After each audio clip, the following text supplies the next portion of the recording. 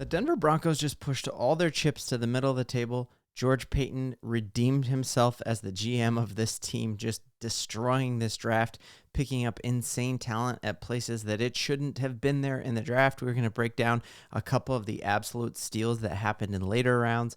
We have seen him time and time again pick up talent, pick up starters in the third, fourth, fifth, sixth round of the draft, and I cannot wait to share how the Broncos maybe got future Derrick Henry as our second pick in the fifth round. Like, this is insane. The idea that the Denver Broncos are punting on the year, or that we are trying to tank next year for Shedeur Sanders, or that this is a rebuild, that we're tearing it down to the studs, is laughable. We are going to win way more than 5 games next year. I think the playoffs are in sight, and I cannot wait. If you're new to this channel, my name is Ben. I break down all things Denver Broncos, and it's been amazing to cover the draft with you. Cannot wait to dive into some of the comments and catch up on all of that. It's been a busy weekend, but let's break down some of the different draft grades that people have for the Denver Broncos. Obviously, in Denver, we're all thrilled with the draft, but we can be very, very biased about that, and we want it to be an A-graded draft. But looking around the league at the different folks who know football way better than I do, and they're grading the draft just like I do. They're saying that this was an A draft for the Denver Broncos. Obviously, looking here, Pro Football Focus gave us an A grade, and they're very critical of a lot of teams and the reaches that they made. And what you see with the Denver Broncos is the only reach that folks are saying that we have, I don't believe is a reach, and that is Bo Nix. And if you remember during our live coverage, I was hoping, like, at that 12 pick, like, oh, let's trade back and get Bo Nix and let's get more talent later. But if you look at how the board played out, it's like we got players. The only reach that we made was maybe Bo Nix. And the more that I've watched, the more that I've heard Sean Payton break it down, Bo Nix is who we wanted all along. And so I'm thrilled that we got him there. And who cares that he was the 6th rated quarterback in this draft class? Like, at one point in time, Dan Marino was the 6th rated quarterback in that draft class and ended up being, like, if he'd had more talent around him, he should have won a Super Bowl. Was Lamar Jackson the 5th best quarterback in that draft? No, he's made multiple playoff runs. He's been the MVP of the league when, guys drafted in front of him, Rosen, aren't even in the league anymore. And so you just look here that who cares what Mel Kiper had these quarterbacks rated ahead of time. If Bo Nix was our guy, we got him at 12, and that is great, great news. And then you look here, we have a starter in Ellis. We have a starter in Troy Franklin. I believe that we have a starting nickel corner here. It's going to be interesting how that plays out. We're going to break down Estimé here in a second. This dude is a beast. And did we possibly get a new Joker type player? Like, we know Sean Payton loves that Joker role. We got essentially a tight end build at wide receiver, and I'm not sure, is this pick of Vele, is that a Tim Patrick, Cortland Sutton insurance, or are we going to have him beef up and be a tight end? So let's look here, and even looking at the Ringer, they gave us a B- on this because of the Bo Nix pick, but the rest of it, they were saying, like, dang, the reviewer here said, I had Jonah Elliss as a second and at times a first. I had Troy Franklin at times a first-round draft pick at times during the year, and he fell into the second. And, we're getting him just way, way higher than he should have been. And so I think, objectively, there are so many people who think that our draft was fantastic. So I love here that in the 5th round, we picked up Audric Estimé, a running back out of Notre Dame, who is just stacked. I love this tweet here that even his shoulders have shoulders, that this dude is yoked beyond belief, and watching his highlights will have you so excited because he runs through dudes. Now, what made him fall was his 40 time was a little bit slow. And if you read here that, the Ringer had him as the 73rd best player in the league, so to pick him up in the hundreds is incredible. And saying that why he would fall is that his 40 time, that his breakaway speed isn't fantastic. But if we take a look here, his 40 time was 4.7.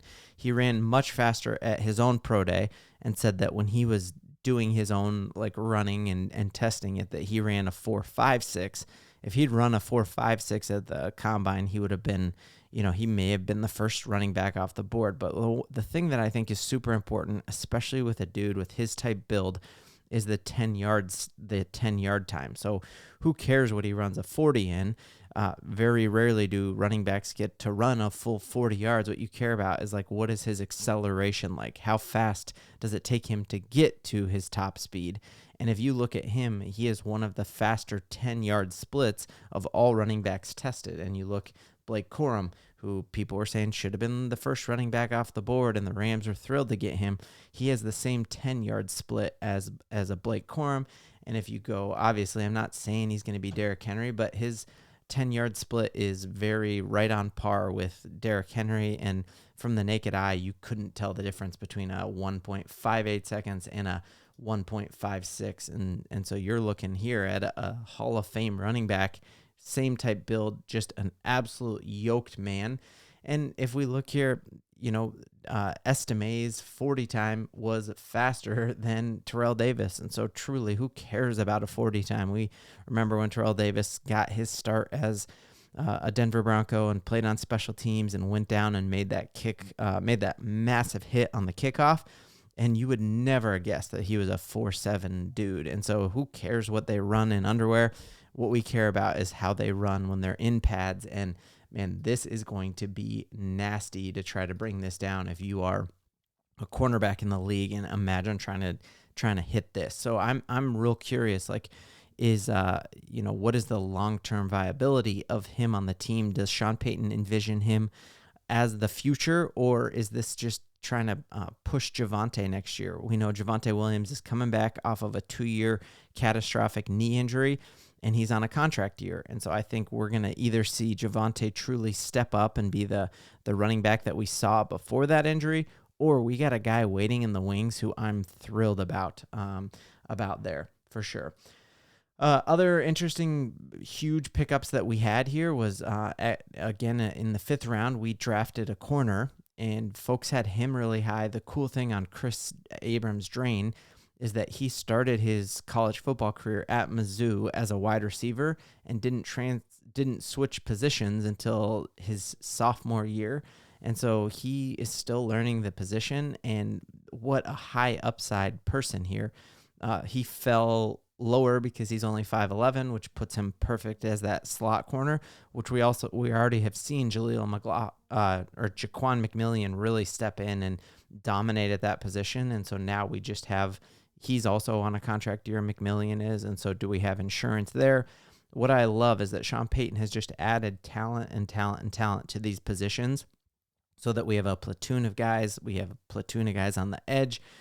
We got a platoon of guys now at corner, and I think that is just going to raise all tides and give Sean Payton multiple fishing poles out in the water, and that gives you a chance to catch a fish.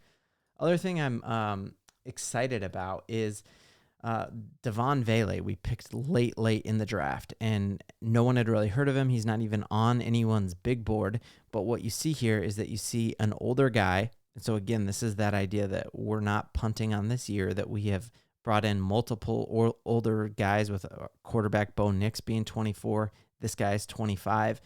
And so you're looking here at, like, we're not waiting on these guys to develop and going to go 4-12 this year. We are going to compete next year. And if you look here at Devon Vele at 6'5", and then you look at Brock Bowers, who got picked by the Las Vegas Raiders, he's 6'3".